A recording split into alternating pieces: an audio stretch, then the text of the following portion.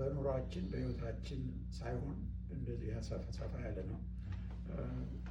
በሰርከምስታንሶቻችን ወይ በአጋጣሚዎቻችን ላይ የእግዚአብሔርን ፈቃድ የምናውቅበት መንገድ ምንድን ነው?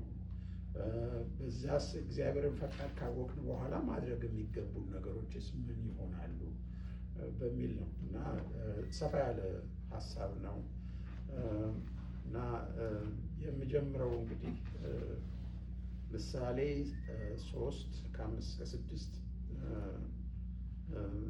እንግዲህ መጽሐፈ ምሳሌ ምዕራፍ 3:5 በፍጹም ልብህ በእግዚአብሔር ታመን፣ በራስህ ማስተዋል አትደገፍ።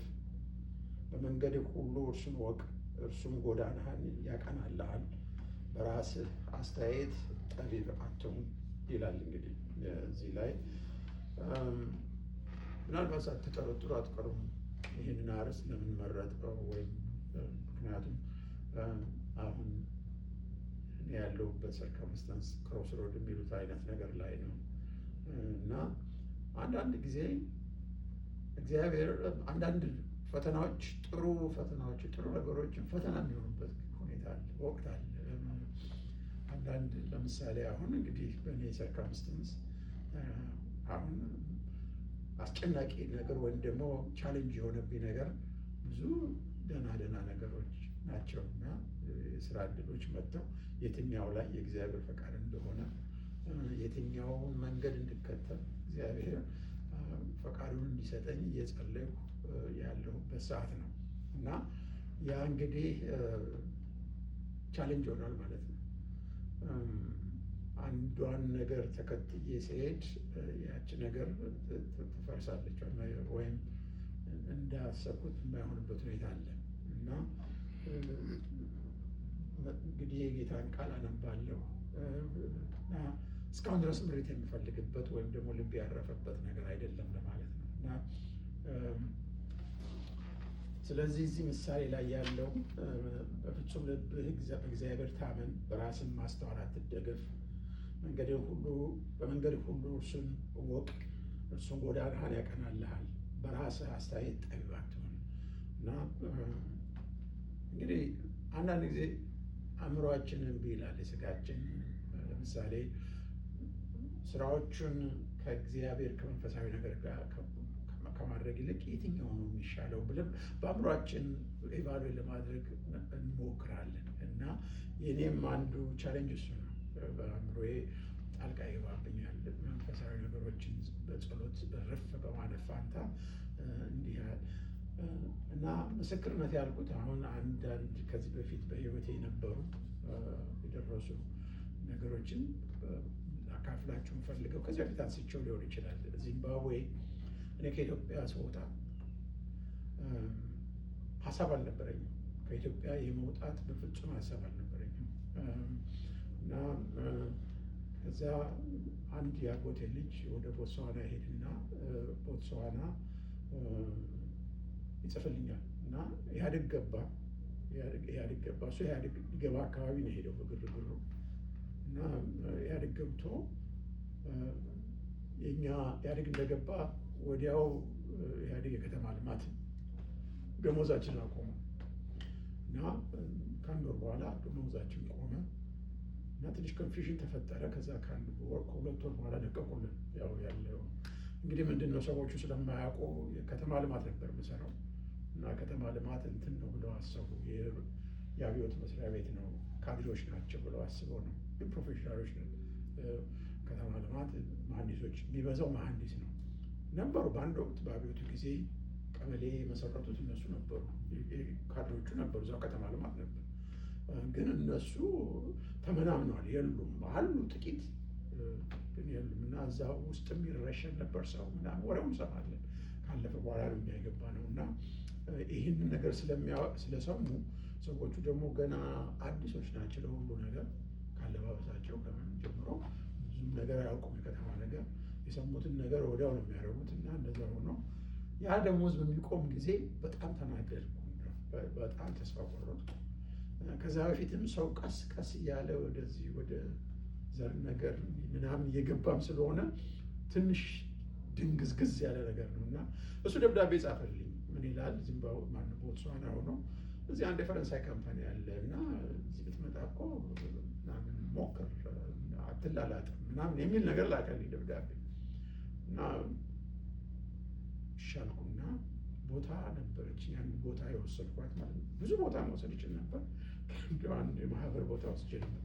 እሷን ሸጥኩና ወደ ቦትስዋና ለመሄድ ቪዛ ኢትዮጵያ ስለሌለ ወይ ከኬንያ ወይ ከዚምባብዌ ነው ተብሎ ዚምባብዌ ሄድኩ እና ዚምባብዌ ሄጄ የቦትስዋና ቪዛ ስጠይቅ ከለከሉ።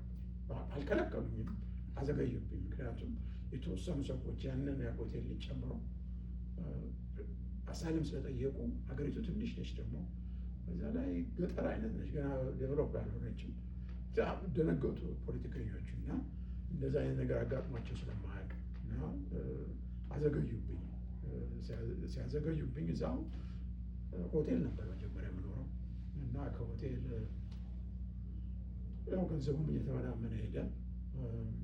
አንዲት ዘመድ የሆነ ሴትዮ ጋር ማለት ደብዳቤ ይዤለት ሄድኩት። አንድ ልጅ ነበር፣ እሷ እዛ ኢትዮጵያ የሚኖሩትን ዚምባብዌን አግብተው የሄዱ ልጆች አሉ፣ ሴቶች አሉ እና እሷ ከነሱ ውስጥ አንዷ ነች። እሷና እስኪ እኔ ጋር ምናምን አለችኝ እና ትንሽ ቀን አንድ ሳምንት እሷ ጋር ቆየሁ እና ከዚያ በኋላ ሆቴል መግባት ከበደኝ እና እንዲሁ በዚሁ ነገር እያለው አንዳንድ ጊዜም ውጭ አድር ነበር፣ ፓርክ ውስጥ አድር ነበር። እንደዚህ እንግዲህ ስራ የነበረኝ ፕሮፌሽናል ሰው ነኝ እና ግን የመመለስ ተስፋ ነበረኝ። 3 ወር ፈቃድ ወስጄ ነው የመጣሁት። የ3 ወር ፈቃድ የሚባል ነገር በአብዮቱ ጊዜ አልነበረም፣ አይሰጡንም ነበር እና አሁን የ3 ወር ማክሲመም መውሰድ ይቻላል ሲባል የ3 ወር ፈቃድ ወስጄ ነበር የመጣሁት እና ከዚያ ያቺ 3 ወሩን ደረሰች። በኋላ እኔ ሬፊጂ አይደለሁም፣ ኢትዮጵያ ኤምባሲ ያቀኛል። ያው ኤምባሲው የመንግስቱ አጎት ስለነበሩ ዝርክርክ ያለ ነው፣ ግን ያቀኛል ኤምባሲው እና አንድ ቀን ኤምባሲው 1ኛ ዓመቱ ሆነ እዛው ያለው ማለት ነው። 1ኛ ዓመቱ ላይ ጠሩኝ፣ ስለሚያውቁኝ ጠሩ፣ ደብዳቤ ላኩልኝ በሷ በኩል ማለት ነው እና እዛ ግብዣው ላይ ቆይተን የአገር ባህል ልብስ ነበር የለበስኩት። አምባሳደሩም የኦነግ ሰው ናቸው። እሳቸው እንደውም መጥተው አነጋገሩኝ ልብስ ለየት ስለሚል። እንደዛ ሆኖ ምን አለች ልጆች አሉ። የዛን ጊዜ እንግዲህ መጠጥ እንጠጣለን፣ ሲጃራ ጨሳለሁ ምንላልና ምን አሉ የት ነው የምንጠጣው ምናምን እንዲህ ምናምን አለኝ። አንደኛው ልጅ እዛ የት ነው የምንሄደው ሆቴል ባህር ሲለኝ፣ አይ እሷ ምን አለች፣ ኧረ እንደው ሰው ተደውሏል፣ ሰው ደውሎ እንግዲህ አጋጣሚ ዝም ብዬ እኔ ዲፕሎማ ግራጁዌት ነኝ፣ ዲፕሎማ ነው የተማርኩት፣ በዲፕሎማ ነው እኔ ስራ ዚምባብዌ ውስጥ አገኛለሁ የሚል ምንም ሀሳብ አልነበረኝም። ግን እዛ ሆቴል እያለሁ በጋዜጣ በነፃ ይሰጡናል። የዴይሊ ጋዜጣ የሚወጣ ጋዜጣ አላቸው እና እዛ ላይ ክላሲፋይድ ሴክሽን አለ። ዝም ብዬ ሬዙሜ ልክ ያለው ለተወሰኑ ካምፓኒዎች እና አረ ሰው አንድ ፈረንጅ ደውሎ ጠርቶን ፈልጎታል አለች። ግን ከዚያ በፊት ተስፋ መቁረጥ ሲመጣ እንዲሁ ነገሩ ሳይሆን ሲቀር እንዲሁ በጣም ያው ውጭ ማደሮም ምኑም ሲመጣ አንሰርቲኒቲው ሲከበኝ አንዲት ልጅ ነበረች እዛ ትንሽ ቸርች አለች በየቤቱ ልክ አሁን በኋላ አድጎ ልክ አሁን እንደኛ ሆነ ምናምን፣ ግን የዛን ጊዜ በየቤቱ ነበር የሚደረገው እና እዛ ጋበዘችኝ እና እስኪ ሂድ ይጸለይልሃል ብላ ወሰደችኝ እና ያሉት ሰዎቹ የሚያመልኩት ሰዎች ደህና ፋሚሊ ናቸው፣ የውጭ ሀገር መስሪያ ቤት የሚሰሩ ናቸው እና በአንድ ቤት አንድ ቀን ይደረጋል እና አንድ እሑድ ቀን ተጸለየልኝ።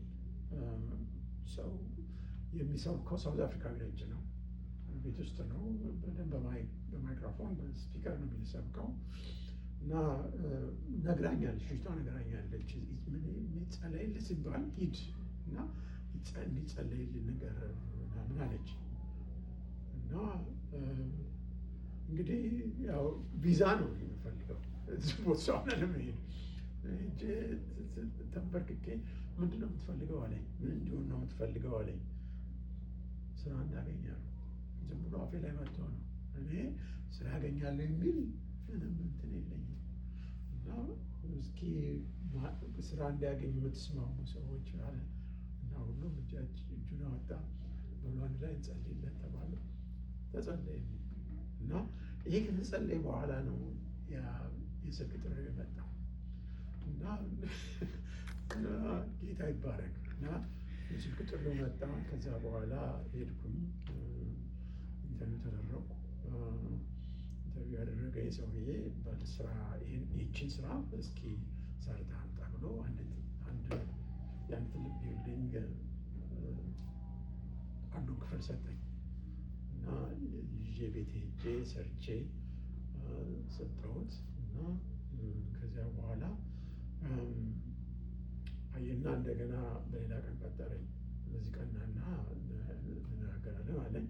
ከዚያ በኋላ ሲሄድ በዛ ቀን ሰዓት አልተወሰነም እና የሄድኩት ወደ 9 ሰዓት ምናምን እንደዛ ነው እና ግን በሚሄድበት ጊዜ እኔ ጌታን አላውቅም።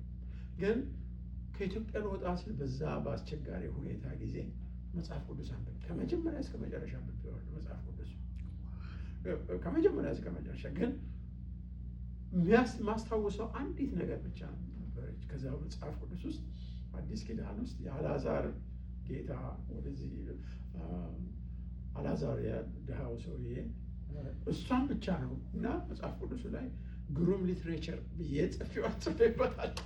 ያችን ብቻ ነው። ሌላው ሁሉ አንብቤዋለሁ።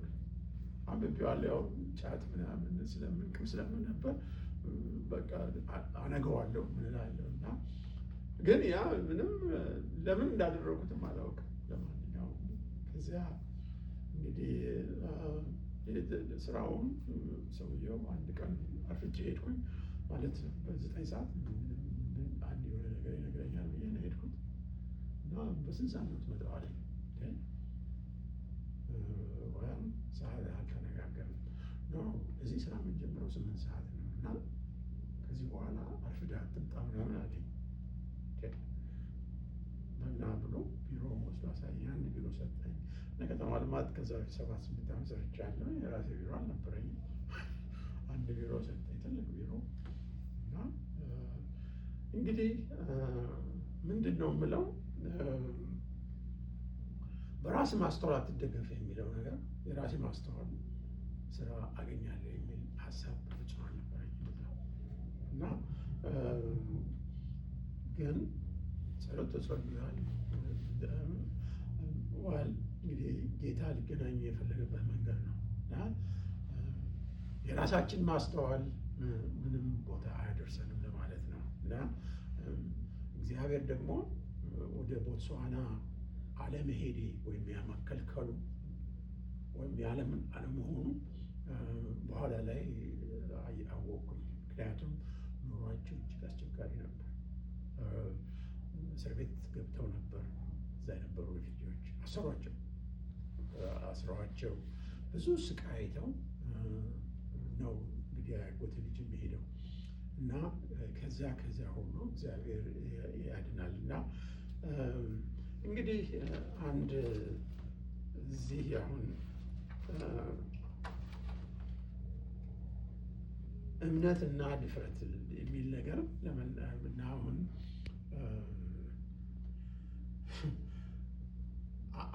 ሳስበው እኔ ኢትዮጵያ እንግሊዝኛ በደንብ አንችልም እና ነጮች ናቸው የቀጠሩኝ ስገባም በድፍረት እና ያንን ድፍረት እግዚአብሔር ይሰጣል። በቃ እና በድፍረት ነው የገባሁት። በቃ እና ብዙ እንግሊዝኛ አንችልም። የሚናገሩ በእንግሊዝኛ ነው ኤቭሪቲንግ እና ስለዚህ እግዚአብሔር አብሮ ያንን እምነት ያንን ድፍረት አብሮ ይሰጣል ብዬ አስባለሁ እና ሌላው እንግዲህ ምንድነው ከዚህ ጋር አብሮ ላየው የፈለኩት በፍጹም ልብህ በእግዚአብሔር ታመን ለሚለው መገዛትና መታዘዝ የሚለውን ነው እና እሱ ደግሞ አሁን ካለኝ ሲቹዌሽን ጋር የሚሄድ ይመስለኛል። ማለት አሁን አማራጮች አሉ። ምርጫው ቀላል ሊመስል ይችላል። ምናልባት ደሞዝ ጠቀም ያለውን ሻል ያለውን ወይም ደግሞ ምናልባት ኮንትራቱ ረዘም ያለውን መውሰድ ቀላል ነው። ግን ደግሞ የእግዚአብሔርን ፈቃድ ማወቅ ነው ቻለኝ። እግዚአብሔር የትኛው ነው የሚፈልገው? እንግዲህ ወደ ታች እንመጣበታለን። ምን አደረግኩ ወይም እና ስለዚህ ዋናው መታዘዝ ያስፈልጋል፣ መገዛትም ያስፈልጋል። በዚያ ነገር በእግዚአብሔር ነገር እዚህ አሁን ምንድን ነው በዚህ በእግዚአብሔር ቃል መሰረት እኔ ያለፍኩባቸውን ነገሮች ለእናንተም እንደ ምስክርነት እንዲሆን እፈልጋለሁ። ለዛም ነው እነዚህን ነገሮች ማነሳው እና ሌላው ቀጥሎ ያለው ክፍል መዝሙር 32:8 ነው። ያው ከዚሁ ጋር አብሮ የተያያዘ ነው።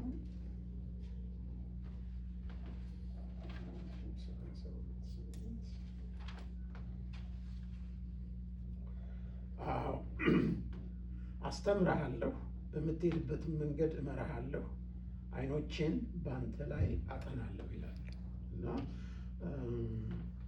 እንዲያውም ይሄ አጠናለሁ የሚለው አዲሱ ትርጉም ጥሩ እንግዲህ በሌላ ትርጉም ይመስለኛል፣ ደግሞ በአምፕሊፋይድ በሆነውም ይመስለኛል። አንዴ ሳየው በፍቅር ዓይን የሚልም ያየው ይመስለኛል። ግን መዝሙር 32:8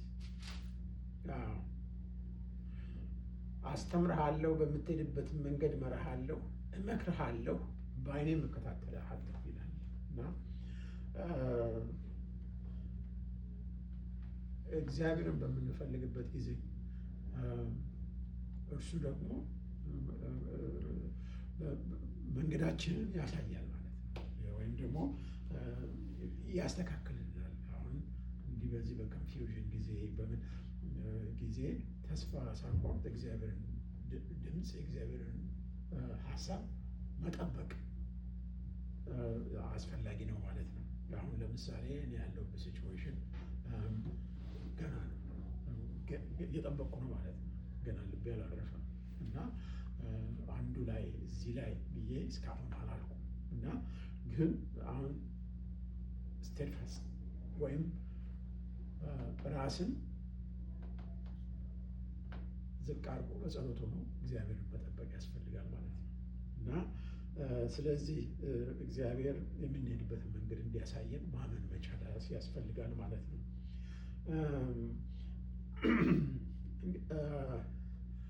ቻሌንጆች አሉ። ለምሳሌ አሁን ከሰዎች ጋር በምነጋገርበት ጊዜ አሁን ባለቤቴ የምታይበት መንገድ የተለየ ነው። ለምሳሌ በእንዲህ አይነት ነገር ባለቤቴ የምታይበት መንገድ ምናልባት አሁን ለምን ደግሞ የምታደርገው የሚል ነው።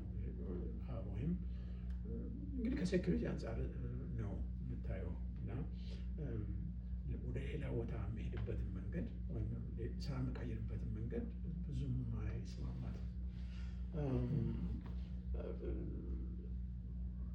እና በቀደም ስንነጋገር አሁን እኮ ጤድ እኮ አንድ አመት ነው የምትቆየው እዛም ቢሆን ምናምን ስላለችኝ እንዲሁ እግረ መንገዷን እኔ ከዚህ በኋላ የምገባው ስራ እድሜ ልክ እንዲሆን ነው የምፈልገው። ከዚህ በኋላ አዲስ ያልኳት አይ አንድ አመት ትቆይ ነው ወይ 2 አመት አለችኝ እና ስለዚህ ግን በእግዚአብሔር ነገር ነው ብዬ ካሰብኩ ግን እግዚአብሔር ደግሞ ይህን ነገር እንደሚያደርግልኝ ካሰብኩ ግን ይሄ ነገር ወደኋላ ሊያደርገኝ አይችልም ማለት ነው እና ሌላ ቀጣሪዎችም ቢሆን ለምሳሌ አንዱ የሚያነሱት ነገር አዳዲስ ቀጣሪዎችም የሚያነሱት ነገር ለምንድን ነው ያልቆየው? እዚህ አጫጭር ጊዜ ነው የሰራኸው እና ያ እንደ ድክመት የሚታይበት ሁኔታ አለ። ሆኖም ግን ያ ሁሉ እኔ እስከማየው ድረስ በአብዛኛው እግዚአብሔር በሚለኝ መንገድ ነው የማደርገው ብዬ ነው የምገምተው።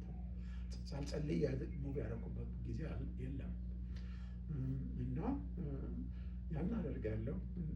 እንግዲህ በየቦታው መሄዴ እኔ እስካሁን የእግዚአብሔር ሰላም አለኝ ማለት እንደ ክፋት ወይም እንደ መጥፎ ነገር አላየውም እና እንግዲህ መንገዱን ያሳየኛል። እግዚአብሔር መንገዱን አሳይቶ ይኖራል። አሁንም እግዚአብሔር መንገዱን ያሳየኛል ብዬ በእሱ ላይ እምነቴን አደርጋለሁ ማለት ነው። እንግዲህ ሌላው ክፍል ደግሞ ያዕቆብ 1:5 ነው።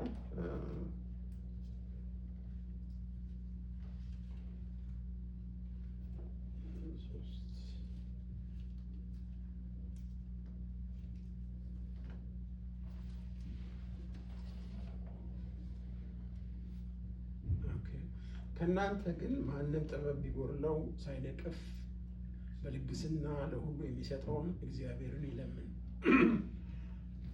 ለእርሱም ይሰጠዋል። ነገር ግን በማንም ሳይጠራጠር በእምነት ይለምን። የሚጠራጠር ሰው በነፋስ የተጋፋና የተነቃነቀ የባህርን ማዕበል ይመስላልና። ሁለት ሀሳብ ላለው በመንገዱም ሁሉ በሚያወላውል ለዚያ ሰው ከጌታ ዘንድ አንዳች እንዲያገኝ አይምሰለው ይላልና በምንወስን ጊዜ እግዚአብሔርን መለመን የመጀመሪያው ነገር ነው። አንድ ነገር ሰርከምስተንሶች ምንም ቢሆን ወደ እግዚአብሔር ፊታችንን ወደ እግዚአብሔር ማድረግ አስፈላጊ ነገር ነው።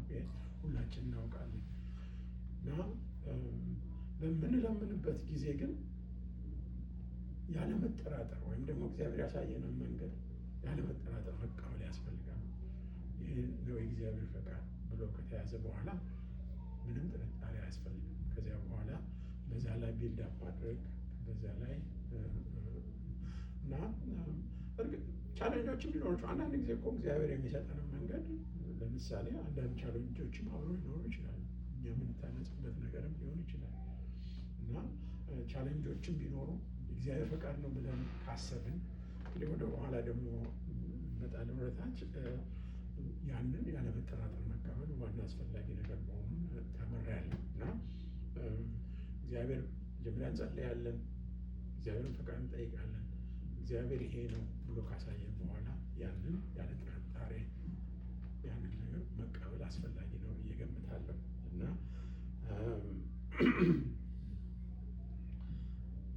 ሌላው እንግዲህ እዚህ ላይ የእግዚአብሔር ምርጫ እንግዲህ የመዘግየት ነገር ሊኖር ይችላል። ነገር ግን ያለመታከት መጠየቅ ያስፈልጋል። እንግዲህ ይሄ ከራሴ ሁኔታ ጋር ለማገናኘት ፈልጌ ነው። ለምሳሌ ለምንድን ነው እግዚአብሔር እስካሁን ያልገለጠልኝ ምናምን እላለሁ አንዳንድ ጊዜ። ግን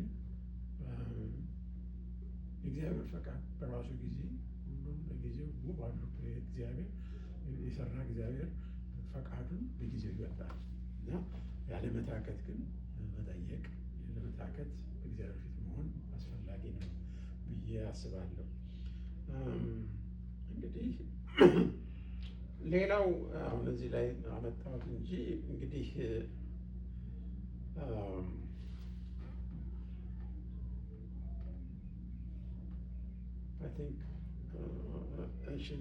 ሌላው እንግዲህ አንዱ ደግሞ እግዚአብሔርን ቃል የምናውቀው በቃሉ መሰረት ነው እና መዝሙር 119:105 ላይ ያለ ቃል ነው።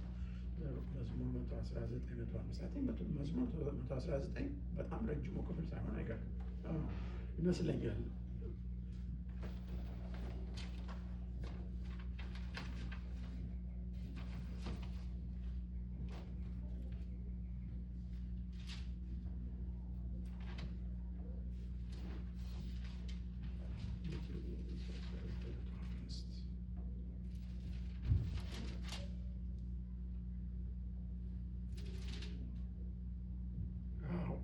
ያው ይሄ ሁላችንም የምናውቀው ነው። ሕግህ ለእግሬ መብራት ለመንገዴ ብርሃን ነው።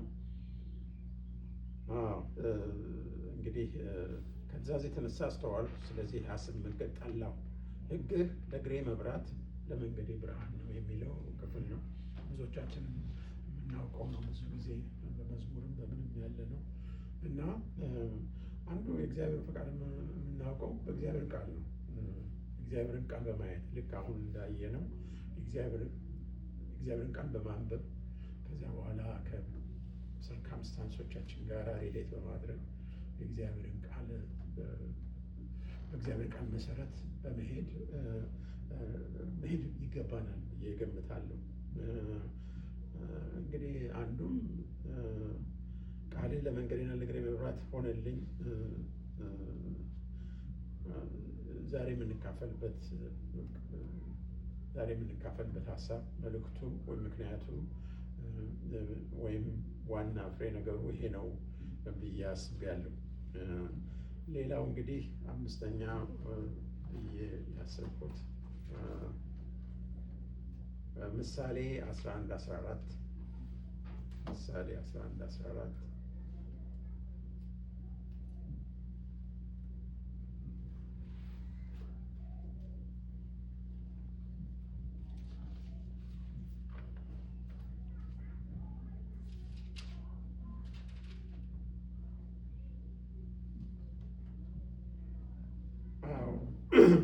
መልካም ምክር ከሌለ ዘንድ ሕዝብ ይወድቃል፣ በመካሮች ብዛት ግን ደህንነት ይሆናል። እንግዲህ አንድ ደግሞ የማስበው ነገር ሰዎችን ማማከር ነው፣ ወይም የእግዚአብሔር ሰዎች ጋር መነጋገር ነው ብዬ አስባለሁ። እና እኔ ለብዙ ሰው አማክሬያለሁ ከእናንተ ጀምሮ ጸልዩልኝ ባካችሁ ብዬ እና ከብዙ ሰዎች ዘንድም ሀሳብ ተቀብያለሁ። በአብዛኛው ብዙ ሰዎች የሚነግሩኝ እና አሁን የሚቀጥለው እንትን ላይ እናየዋል ምናልባት ይስፋፋል።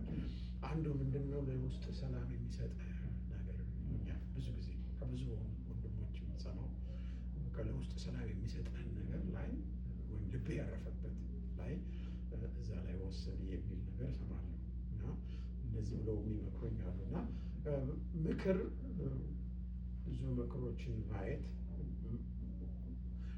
በመጨረሻ ግን ከእግዚአብሔር ጋር የሚስማማው ከራስ ጋር የሚስማማውን ነገር መውሰድ ያስፈልጋል። አንዳንዴም ኮንፊውዝድ የሚያደርግ ነገርም ሊሆን ይችላል ሲበዛም፣ ግን ምክር ግን አስፈላጊ ነው። ወንድሞች እንዲጸልዩ ማድረግም አስፈላጊ ነው። ኢንተርሲድ ያደረግ ወይም እንትን ይላል በእኛ ሰርከምስታንስ ላይ ወንድሞች እንዲጸልዩ ማድረግ አግባብ አለው ብዬ አስባለሁ እና ምክር መሻት አስፈላጊ ነው። አሁን ለምሳሌ ከዓለማውያን ጋርም ተነጋግሬበታለሁ። ትናንት አሁን ለምሳሌ አንድ አለቃዬ ነበረ፣ ሶልት ሌክ ሲቲ ነበረ፣ አማከሩት እንደዚህ ምናምን አሉ። እንግዲህ እሱ የነገረኝ ነገር ምንድን ነው፣ በጣም ይቀርበኛል። ምንድን ነው ያለው? እንዳታሳዝናቸው ተጠንቀቅ።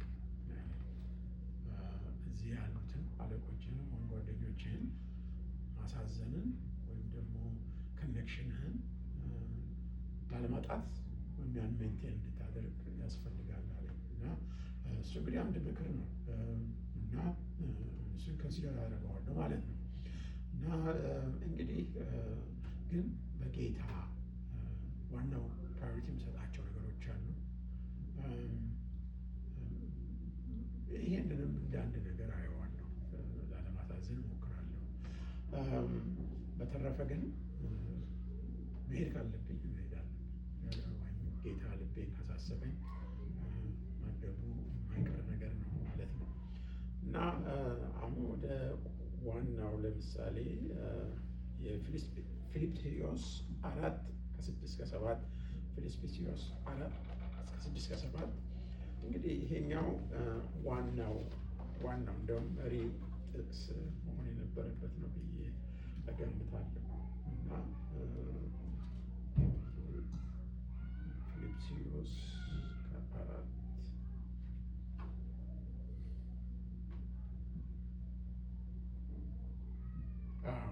ምን ይላል? በነገር ሁሉ በጸሎትና በምልጃ ከምስጋና ጋር በእግዚአብሔር ዘንድ ልመናችሁን አስታውቁ እንጂ በአንዳች አትጨነቁ።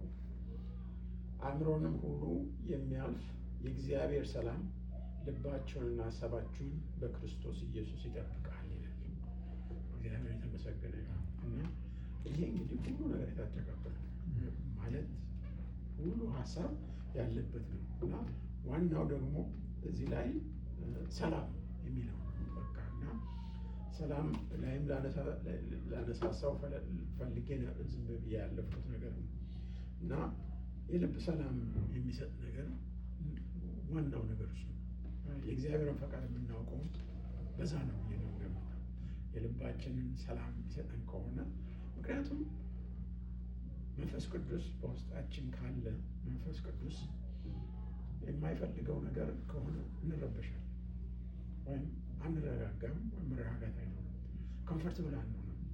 እንግዲህ መንፈስ ቅዱስ አንዳንድ ሰው ሕሊና ሌለውም ይችል ይሆናል ምናልባት ግን በጌታ ለምናምን ለእኛ ጌታ ኢየሱስን እንዳዳኛችን የተቀበልን እና እንደ ጌታ ፈቃድ ለመኖር ኮሚትመንት ያደረግን መንፈስ ቅዱስ በውስጣችን አለ ማለት ነው። ያ መንፈስ ቅዱስ ደግሞ እንግዲህ ባለፈው ትንሽ ጨረፍ ለማድረግ ሞክሬያለሁ። መንፈስ ቅዱስ በምንም መንገድ ኮምፕሮማይዝ አይደለም። መንፈስ ቅዱስ አንድ ሰው እንዳለው ጀንት ነው እና ሲፈቀድለት ይኖራል። ግን ደግሞ ጠጋ በሉልኝ ምናምን ብሎ የሚቀመጥ አይደለም። ብቻውን ነው የሚፈልገው እና ሁለንተናችንን የሚይዝ እና አሁን የእግዚአብሔር ፈቃድ ያልሆነ ነገር የምናደርግ ከሆነ ዝም አይልም እና ሰላማችንን ይነሳል ማለት ነው። እና የውስጥ ሰላም ካለን በአንድ ነገር ላይ ስንወስን የውስጥ ሰላም ካለን ወይም ደግሞ መረጋጋት ካለ የሚያስጨንቀን ነገር ከሌለ ያ የእግዚአብሔር ፈቃድ ነው ማለት እንችላለን ማለት ነው።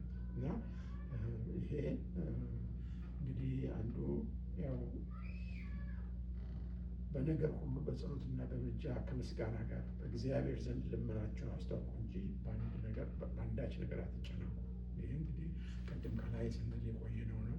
መጨነቅ አያስፈልግም። እግዚአብሔር እነግራለን ያለንን ነገር ሁሉ ያለብንን ችግሮች ሁሉ ለእግዚአብሔር እናቀርባለን። በእርሱ ፊት እንበረከካለን።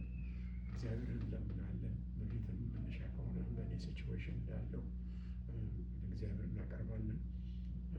አሁን የሚገርመኝ ድሮ ቢሆን አሁን እንዲህ አይነት ነገር ሲሆን እታመማለሁ ወይም ብዬ እገምታለሁ። ወይም በጣም ነው የምጨነቅ የነበረው።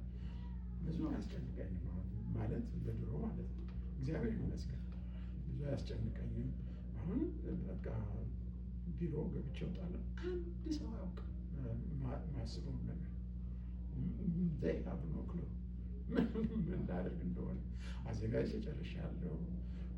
ማለት ለማን ምን እንደምጽፍ ሬዚግኔሽኖችን ምናምኖችን አዘጋጅቻለሁ። በሚቀጥለው ሳምንት ይመጣል፣ ከአትላንታ ይመጣል አለቃዬ። እሱ አንድ አጋጣሚ ነው፣ እግዚአብሔር ያመቻቸው ነገር ነው ብዬ ነው የምገምተው። እና መጀመሪያ ለእሱ ነው ምልክለት ብዬ ያለው ማክሰኞ ነው የሚመጣው። እኔ ግን ነገ እልክለታለሁ እና ምርጫም ሰጠዋለሁ እንደዚህ ብያለሁ። እና ስለዚህ ይሄ ሁሉ መረጋጋት የሚኖረው የመንፈስ ቅዱስ ነገር ነው ብዬ ነው የማስበው። አለዛ ቢሆን መረበሽ ይኖር ነበር፣ መጨነቅ መራወጥ ይኖር ነበር። ስስ ኖርማል ስራዬን እሰራለሁ፣ እሄዳለሁ፣ እመጣለሁ። ግን ማናቸውም ነገር አያውቁም። ሁለት ቦታ ስስቱኛል። ከነዛም ጋር ደግሞ እንግዲህ አንድ ነገር ምንድን ነው ነገሮችን ሁለቱንም ስራዎች አንዱን ለመጣል የምፈልግበት የነበረው አንዱ ሚንስ ብዬ የገመጥኩት የነበረው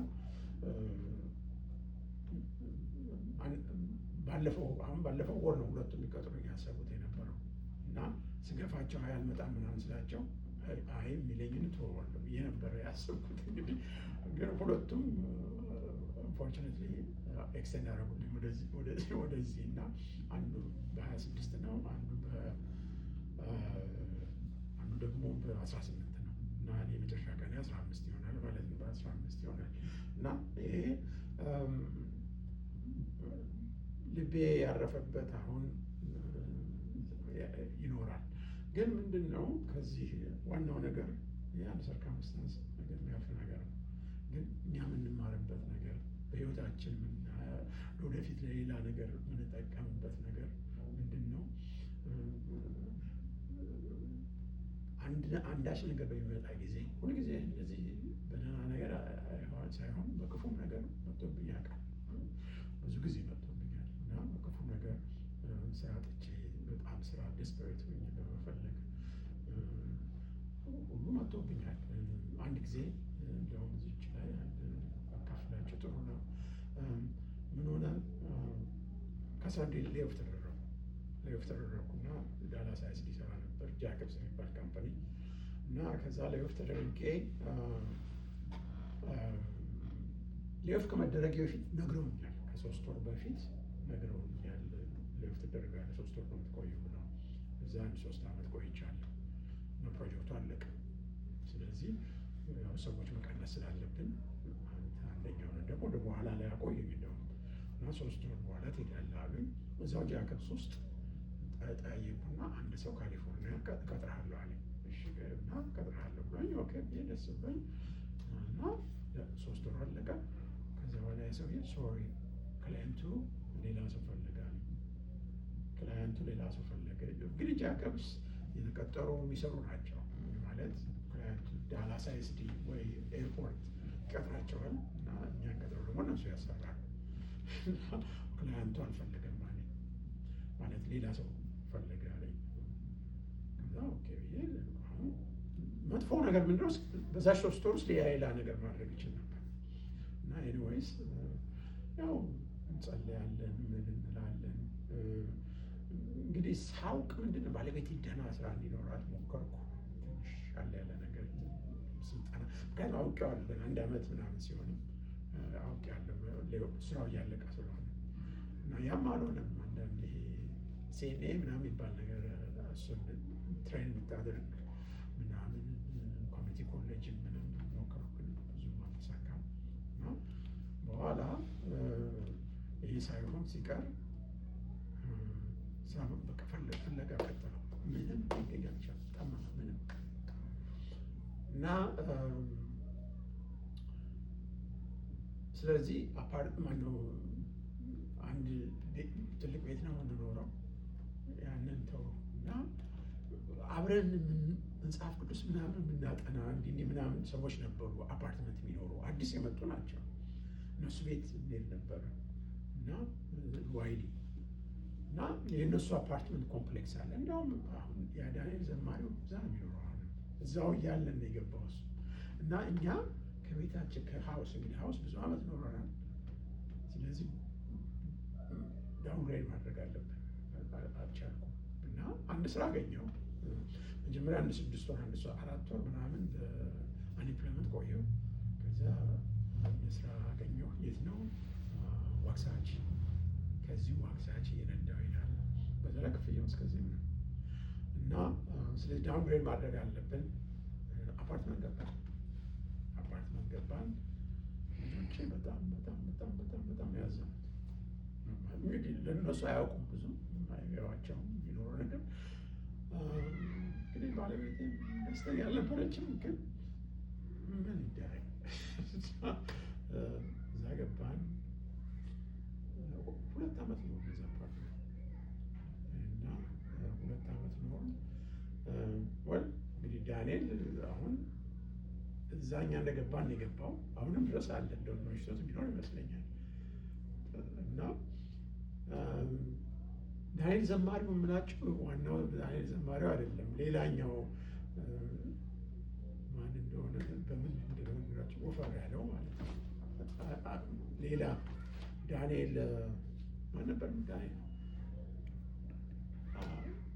አሁን ልጆቹም ይዘምራሉ አብረውት እዚህ ትልቁ ቸርች እና አሁን እንደውም የመዘምራን ኃላፊ ነገር መሰለኝ አይደል? ኤኒዌይስ ነው አይደለም? እና እሱ በቃ ያ ትልቅ ቻሌንጅ ነው።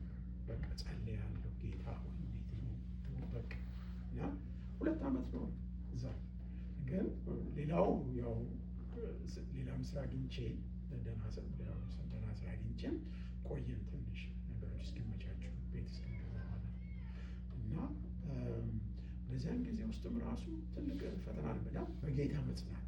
አሁን እዛ በመግባታችን ልጆቻችን እንደዚህ ምናምን ሲያዝ ምናምን አሁን ሴቷ ልጄ ምን አዊ ፖር ምናምን ትለኛለች። well it's okay I mean yeah we can buy a house again ምናምን እላታለሁ። we're poor right ምናምን ትለኛለች። እና ቻሌንጁ ብዙ ነበር እና ግን ያንን ጊዜ እግዚአብሔር አሳለፈን እና ከዚያ ቤት ስንወጣ የነበረው ደግሞ ተአምር ነበር። ይህንን ቤት ገዝተን ከዚያ በኋላ ሙቭ ለማድረግ 2 ቀን 3 ቀን እንደቀረን እና 2 ቀን 3 ቀን ኦልሬዲ ቤቱ ውስጥ ሙቭ ማድረግ እንችላለን። 2 ቀን ምናምን ዝም ብዬ ቁጭ አልኩና በኋላ 1 ቀን ሌትስ ሙቭ እዛ እንደራለን። ትንሽ ቀን ሙቭ አድርገናል። እዛ አደርን። የዛን ጊዜ በዋይሊ ደርሶ የማይታወቅ ሄል እና ሄል ሆኖ ልጃችን የምትቀመጥበት የምትሰራበት ሄል ተመቶ መስተዋቱ ብትንትንትን እና በጣም የሚገርም አይነት ነው። በቃ ልክ የዛኑ ቀን ማለት ያደርን ቀን ማለት ነው። እና እግዚአብሔር ታምረኛ ነው ማለት እንግዲህ አንዳንድ ጊዜ እኔ አሁን እግዚአብሔር ሰው አደላለኝ ምናምን ሲል እንደዚህ ባይባል ጥሩ ነው ምናምን አለው። ግን እግዚአብሔር ግን ያደላል ማለት ከሌላው ጋር ኮምፔር የማድረግ ነገር ሳይሆን ግን አለ አይደል አሁን አንዳንድ ጊዜ ሰው ብዬም አውቃለሁ ወንድሜ ሲሞት ወይ እንደዚህ ሲሄድ ወይም አንድ ክፉ ነገር ሲደርስብኝ ዋይ ምናምን እላለሁ እና አንዳንድ ጊዜ ገና ነገርም ሲደርስ እግዚአብሔር ሲያደርግልኝ እንዴት ነው እግዚአብሔር ለእኔ እንዲያደረገው እና እግዚአብሔር ታላቅ ነው። ብዙ ነገር ያደርጋል። በችግርም ጊዜ በደህና ጊዜም ሳይሆን በችግርም ጊዜ ቢሆን እግዚአብሔር ይገኝልናል እና ስለዚህ ሰላም ዋና ነገር ነው። ሰላም ቁልፍ ነገር ነው። እዚህ ላይ ስትረስ የሚል ሰላም የሚለውን ለማየት ሞክሬ ነበር። እንዴት ያ የውስጥ ሰላም የሚለው ኤክስተርናል እና ኢንተርናል ሰላም ምናምን ብለው የሚከፋፍሉት ነገር አለ። እሱ ሌላ ሰፊ ነገር ነው። ግን ዋናው ነገር የመንፈስ ቅዱስ ሰላም እረፍት። ደግሞ አንድ ወንድም ለአንተ ጓደኛ ሆነ ሲጸልይ እረፍት የምታገኝበትን ስራ ነው የሚሰጥ እግዚአብሔር ሲል እውነት ነው። እረፍት ሰላም ማለት ያ ነው። እረፍት ልብ እረፍት የሚልበት የማይባክንበት። አሁን እኔ እንግዲህ እዚህ ያለሁበት ቦታ ያለብኝ ቻሌንጅ ትናንት እንትን ነበረ ቮለንተር ካምፓኒ ቮለንተር ያደርጋል እና እዛ ቮለንተር ላይ ነበርኩ እና ብዙ ሰውም አልነበረም። እዛ ላይ ካምፓኒ የሚሰራበት ትንሿ ካምፓኒ ኤርፖርቱ ሳይሆን የጥቁሮች ካምፓኒ ነው እና ማለት ብላክ አሜሪካንስ እዛ ካሉ ልጆች ጋር ብዙ አልተስማማሁም ከሰዎቹ ጋር። ምክንያቱም ፓርቲ ይወዳሉ ነሰንስ ያው እንትን ሃፒ አወር ወይ ምናምን ተብሎ 5 ሰዓት ላይ ይኖራል እና በዛ በሳምንት 1 ቀን 2 ቀን ይኖራል እና እዛ ሲኬድ ምንድነው አልኮል ነው የሚጠጣው አልኮል ነው የሚጠጣው። እኔ ደግሞ አንዱም ቀጥልች ማለት ስለዚህ ያ ደግሞ እኔ ብቻ የማልጠጣ እና ያ ሴት አለች ሁሌ የምትመጣ በቃ በደምብ ያ ነገር እነሱ ብዙ ናቸው እና ምንድን ነው ሰላም የማጣት ነገር አለ ማለት ነው። አሁን ያለሁበት ሁኔታ ሰላም የማጣት ነገር አለ እና ሰዓት ደረሰ። ስለዚህ የሆነው እንግዲህ አስረዘምኩት።